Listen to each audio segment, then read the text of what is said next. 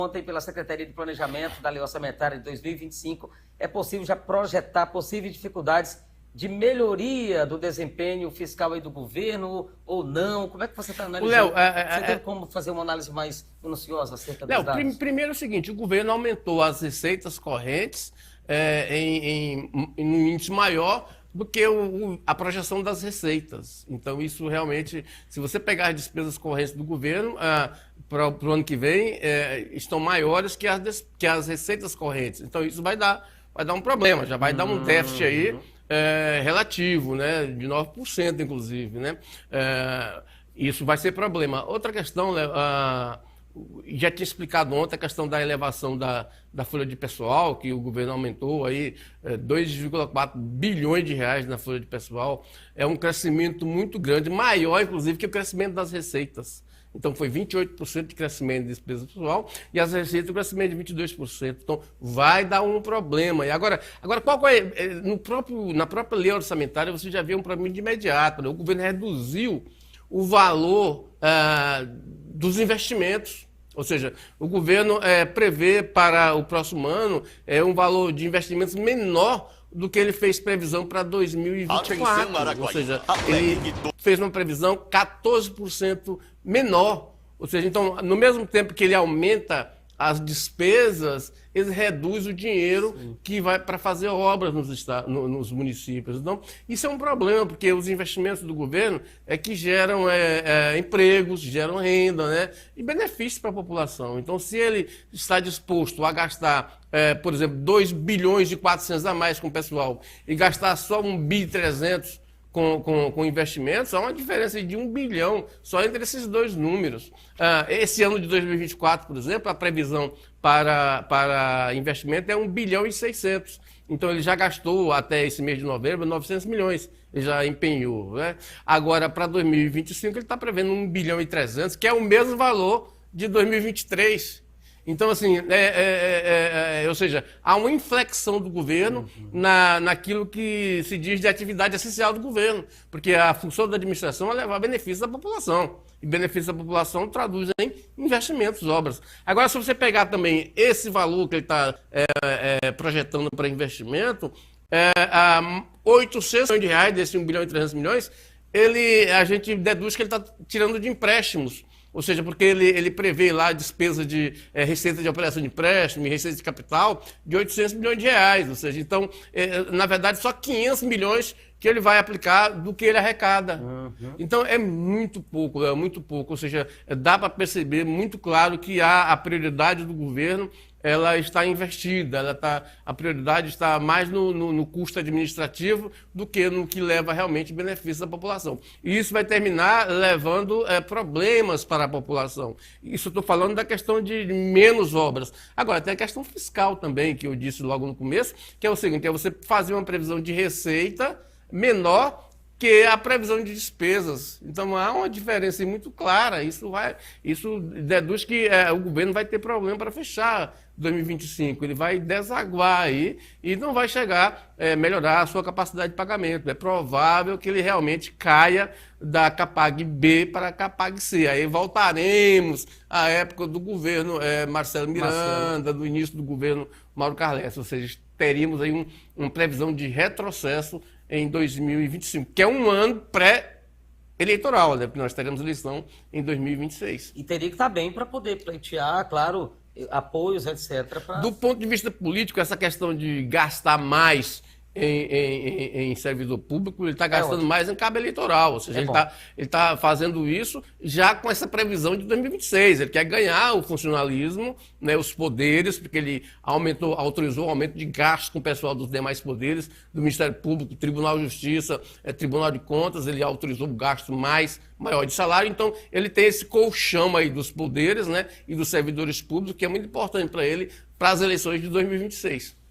Olha, então, Luiz Armando, a gente pode inclusive concluir que também são jogadas, mas assim, eu lembro que ainda no 23, você comentava que esse 2024 o governo estava tranquilo, como foi um ano muito tranquilo, muito legal, né? Sempre você comentando das finanças, sempre estava tudo ali de acordo, que o governo estava bem, eu até me encabulava às vezes, mas como, gente, que antes estava tão ruim, você leva por isso e por isso, você sempre pontuou, mas essa preocupação, quando você fala, eu acredito, porque eu sei que é uma pontuação técnica mesmo acerca do ano que vem. Ele espocou a boca do balão aí do mês de junho para cá, o Léo. Ele realmente, do mês de junho para cá, ele gastou as disponibilidades de caixa, ele aumentou, esse ano de 2024, ele aumentou o gasto com o pessoal e muito, né? Então, assim, a gente percebe muito claro na execução orçamentária essa prioridade do governo com o servidor público, né? E ainda tem muitas reivindicações de categorias aí que ele ainda vai contemplar, é provável que ele contemple, tanto que esse aumento desse gasto com o pessoal de 2.400 para o ano que vem,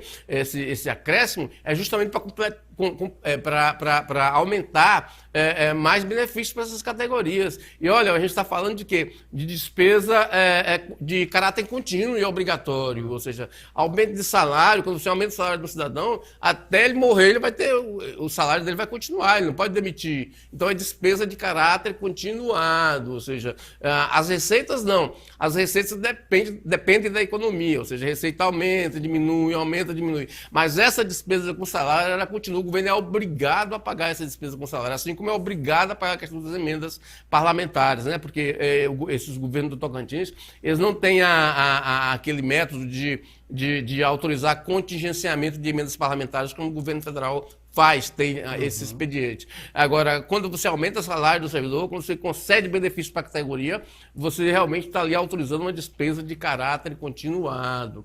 Aí vai resultar o quê? Nesse subteto.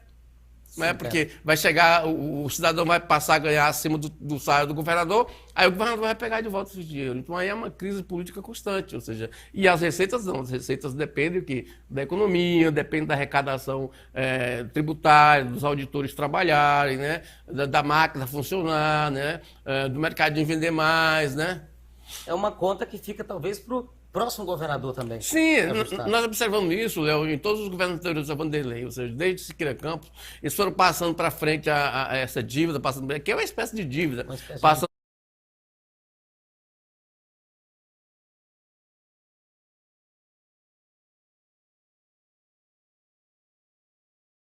para frente, e aí chegou o ponto que colapsou. O governo ficou inadimplente. Aliás, esse governo do Tocantins ele só não foi à falência aí na época do governo Marcelo Miranda, por exemplo, porque governos não vão à falência, né? Mas o governo ficou inadimplente, né? Ficou, inclusive, sem fluxo de caixa, né? Um problema seríssimo. E tanto que o governo chegava no mês de novembro, não tinha como pagar servidor. Ele fazia uma contabilidade ali, inclusive macabra, aliás, dentro da máquina, e pagar de ofício os servidores públicos, que já não tinha em setembro, ele já não tinha nem financeiro, nem tinha orçamento. Então, e o TCE deixou passar em branco isso aí. Tanto que o TCE só tentou consertar essa questão já no início do governo Mauro Carles, quando o TCE recomendou ao governo a contabilizar quase 3 bilhões de passivos, né, que o governo ia empurrando com barriga, ou seja, dívida, né, que o governo nem contabilizava do balanço.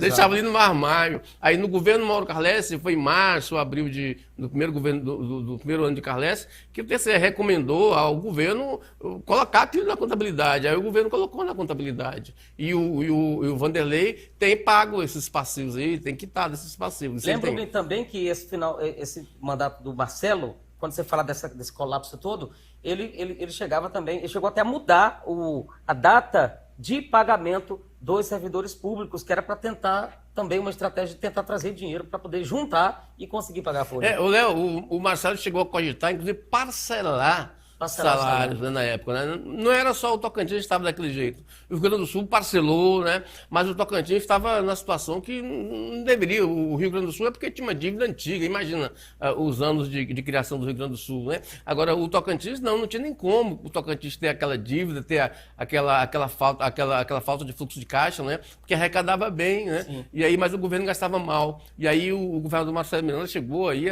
no final do ano a cogitar o parcelamento de salários, né? Porque o governo não tinha como pagar os salários, né? E arrumaram uma cambiagem lá dentro e pagaram de ofício, né? E aí ficou nisso aí, foi empurrando com a barriga essa dívida, né? Bom, a gente continua acompanhando, gente, todos os trâmites desse orçamento do governo, né? Que ainda tem muitas discussões, tem vários pontos a serem analisados, né? Os pontos específicos ali, obrigatórios, etc. tema aí para os próximos programas, próximas discussões aqui. Só uma questão de orçamento, um último de orçamento. Só para você ter ideia do descalabro, né? O governo está prevendo para o ano que vem 1 bilhão e 800 milhões de renúncias fiscais. Ou seja, meio bilhão a mais do que ele pretende gastar em obras no Estado. Há alguma coisa errada nisso. Quando eu renuncio fiscalmente, como é que eu deixo de arrecadar? Deixa de arrecadar. Eu dou tipo um refis, um desconto? Não é refis, você paga, né? Uhum. Você diminui o imposto dele, né? Ou então você isenta ele de imposto. Sei que pro ano que vem o governo... politicamente é bom, né? Que aí isentou, por exemplo... O negócio é o seguinte, renúncia fiscal... o governo tem que demonstrar a contrapartida que ele vai ter, porque renúncia fiscal é crime, se você não tiver algo para colocar no lugar, é crime, né? E isso o governo fala, o governo e os empresários, quando assinam esses TARES, esses termos, eles falam que vão gerar não sei quantos empregos, né? Vão investir tanto, né? Mas eles nunca comprovaram os empregos que eles foram obrigados a fazer. E o governo não cobra, o TCE não cobra e vai por aí. Então, no ano passado, o governo concedeu 2 bilhões de renúncia fiscal. Está lá no TCE. Em 2022 foi 2 bilhões e 500 milhões de renúncia fiscal. Como isso alterou a questão da pobreza no Estado? Não tem como... não há indícios de que essa renúncia fiscal tenha contribuído para isso. O Tocantins continua comprando muito, né? Ou seja, fora do Estado, o desemprego está aí do mesmo jeito, praticamente do mesmo jeito, e não tem como. Agora só para você ter ideia, eu quero demonstrar assim, a contradição. O governo pretende conceder 1 bilhão e 800 milhões de renúncia fiscal no próximo ano, e ele pretende gastar em obras apenas 1 bilhão e 300. Ou seja, ele vai ter meio bilhão de reais a mais, ele vai dar para os empresários do que a aplicação em obras, que seria a finalidade do governo. Então, isso realmente é uma questão que precisa ser discutida e que os deputados vão discutir, eles vão aprovar isso sem discussão, em broma aquilo lá nas comissões, coisa e tal, mas não vão mexer em nada, né? Porque eles dependem também do Executivo, o Executivo aprovou as emendas parlamentares deles, então fica aquela coisa, você faz isso, eu faço aquilo. E quem pede? A população, claro. Agora, vem cá, a gente falou tanto aqui de água esse ano, né, inteiro, sobre aquela questão de BRK, sobre a questão de tarifa e etc. E essa notícia de que o governo vai recorrer na justiça de uma decisão do reajuste de 9% da conta de água. 4 e pouco, mais 4 e pouco, né? Porque vai embolar os dois reajustes, né? O governo, hoje, né, o presidente da agência reguladora, diz que o governo vai recorrer, né, dessa justiça. Na verdade, a justiça autorizou uma ação da BRK. A BRK tinha pedido para fazer isso. Sempre querendo mais, né? Exato. E aí o governo vai recorrer. É uma ação que se deve defender, essa ação do governo, né? Ou seja, tem que realmente fazer. Esse negócio da BRK é um escândalo, é um escalabro que não toca essa questão. Agora, a pergunta é, por que o governo não fez isso antes? Não é? Ou seja, a BRK... tem no Tocantins hoje, isso é comprovado já, não é mais nenhuma das maiores, é a maior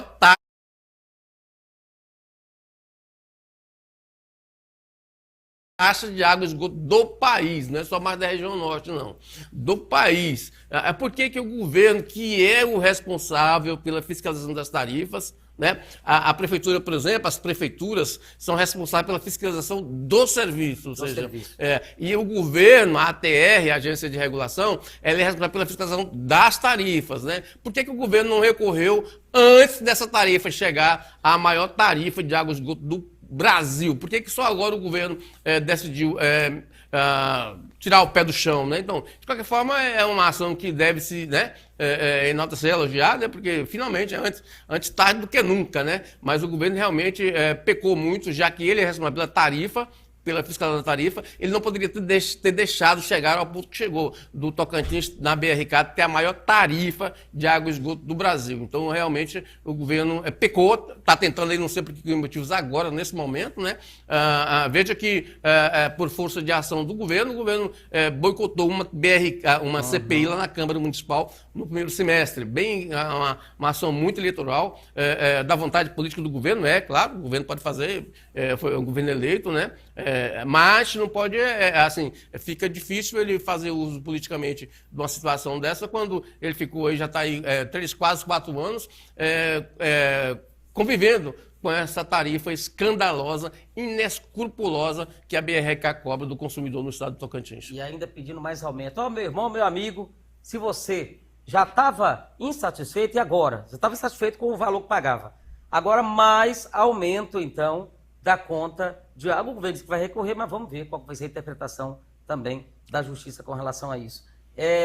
Na Câmara deu o que deu, né? Praticamente nada, porque a gente deu não viu nada, né? de nada, né? Deu nada. E a Assembleia não realizou o que poderia também realizar, acredito que poderia também fazer o mesmo que a Câmara fez. Sim, fez. Na questão das tarifas, mas não realizou, não realizou, não. Na verdade, Léo, assim, o povo parece que esquece da política. Eu sempre digo, eu já acompanhei outras CPIs da BRK, da Odebrecht Ambiental, né, aquelas coisas todas, da Saneatins, teve uma CPI na Assembleia na época, né?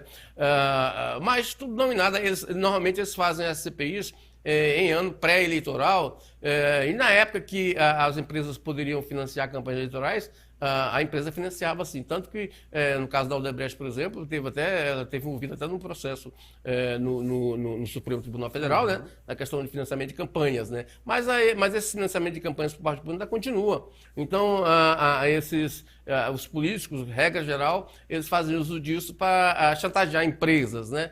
Então não é sério um negócio desse. Se fosse, a CPI teria ido adiante conforme precisa, ou seja, não é justo que a população do estado pague a maior tarifa de água e esgoto do Brasil, um estado pobre, onde 900 mil pessoas estão lá inscritas no cadastro único do governo federal. Que é muita coisa. Olha, nós falamos mais cedo, Luiz, sobre um ocorrido na escola militar lá da cidade de Paranã, né? E, lamentavelmente, houve ali uma situação em que esses jovens eles estariam marchando, né? Só que o grito de guerra durante a marcha, a música apresentada aqui para eles, era um grito de guerra que é um grito de guerra da Polícia Militar, mas do treinamento, da formatura, inclusive, de uma força especial da polícia, que é aquela força tática, né? Então, naturalmente, para os policiais militares que estão em formação, e a gente sabe como é que é o mundo militar e etc., eles realmente têm palavras fortes ali contra a criminalidade, contra o bandido, né? Então ele fala aqui que eu vou te prender, eu vou te matar e etc., nessa letra que é natural da formação lá dos taticanos, da força tática da Polícia Militar. Ele falou, sou taticano maldito e vou pegar você.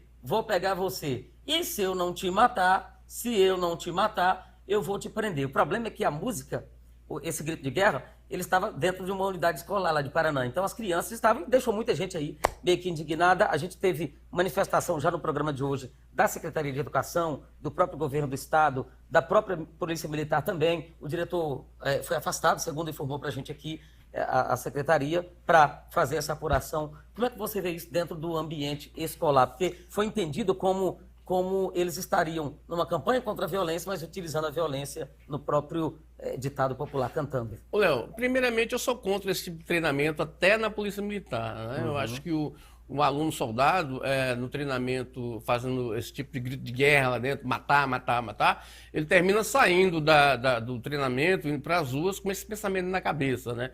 Isso é ruim, porque o policial ele não está sendo pago para matar, né? Então ele está sendo pago para prender as pessoas e mandar para a cadeia, não é matar, né? Então, eles não estão preparados para guerra, né? Polícia Militar não é negócio de guerra, né? Matar, né? Guerra é que você vai matar, você tem licença para matar, né? Então, primeiramente, eu sou contra esse treinamento na Polícia Militar, esse negócio dos caveiras aí, essa coisa toda. Agora, isso dentro de uma escola, isso é escandaloso, né? Evidentemente, né? Porque isso já era previsível, Léo. Na verdade, quando o governo do Tocantins entrou na vibe aí do bolsonarismo e de outros estados aí, que tentaram transformar todas as escolas em escolas militares. Qual é o pretexto? Diz que os militares têm mais disciplina, né? Então aí os militares, segundo eles, não cuidariam da formação acadêmica ali, era só da administração. Agora, Léo, eu te pergunto, você já viu um professor administrar um quartel?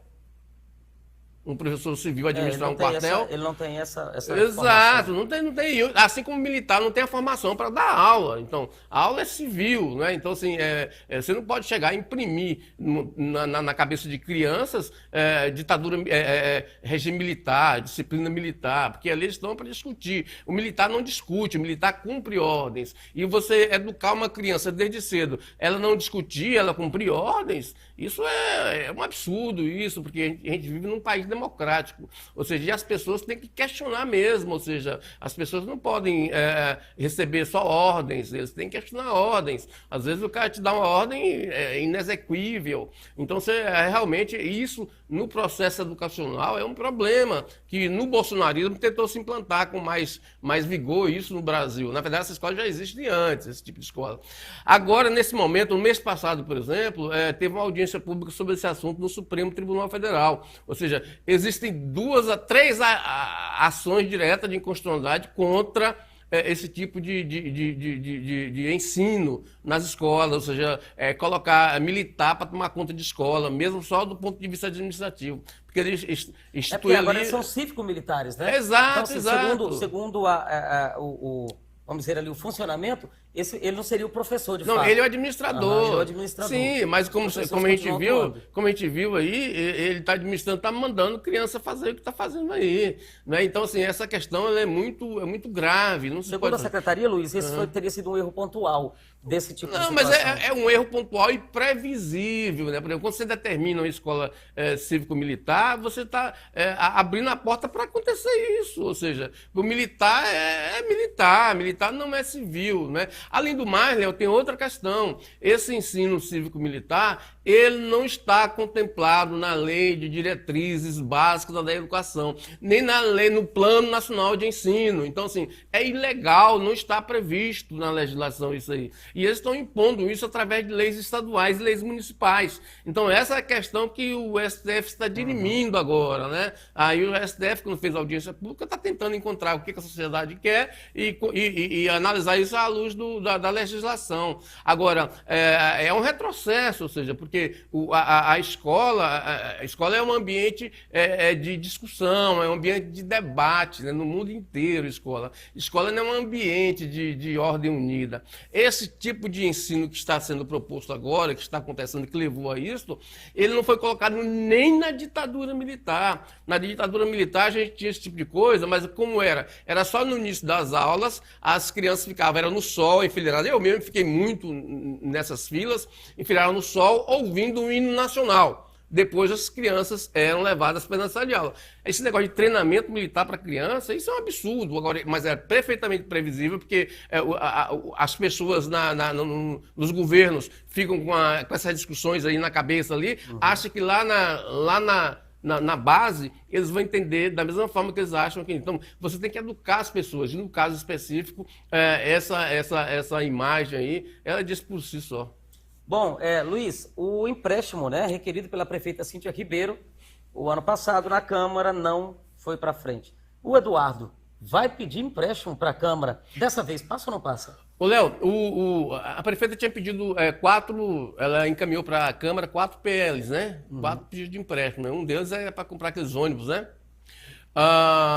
Esses empréstimos foram negados, né? Então a prefeita não pode pedir novamente, né? Esse ano, no mesmo exercício, e não tem prazo nem para tramitar, né? Eu apurei que os vereadores lá na Câmara agora dizem que esses projetos podem passar agora, né? Então, só que eu creio que, como o Eduardo não pode mandar e a Cíntia não pode mais, nesse momento não tem jeito, então vai ter que ficar para o próximo ano, né? Para esses empréstimos, né? Então, e por que vai ficar mais fácil para Eduardo? Fora sem esse ambiente político eleitoral, né? Um dos empréstimos é justamente para a construção da sede própria da Câmara. Né? Então, não é possível que os vereadores então não irão aprovar esses empréstimos. Né? Outro empréstimo é para aquisição de ônibus, mas eu apurei que o prefeito realmente deve adquirir até o mês de abril 200 ônibus, né, para o transporte coletivo na capital. Hoje, por exemplo... Independente do empréstimo? Independente do empréstimo. Eu apurei que ele pode sim, da fonte 100, fonte 0100, tem recurso. Não precisaria do empréstimo. Esse empréstimo que ele ia tirar, que a prefeita queria tirar, era linkado a um programa do governo federal, PAC. Então ele tem que ver primeiro se continua para picar de fósforo. Então agora, mas ele pode, da fonte 0100, ele pode comprar. O problema é que não é nem comprar, o problema é o seguinte, as empresas terem esses ônibus à pronta entrega, né? Porque o ônibus eles montam de acordo com a encomenda, né? Então esse é um dos problemas. Hoje, pela manhã, na comissão de transição, foi discutido, esteve lá o presidente da TCP, né? Da Agência de Transporte da Prefeitura, discutindo essa questão do transporte coletivo de Palmas, né?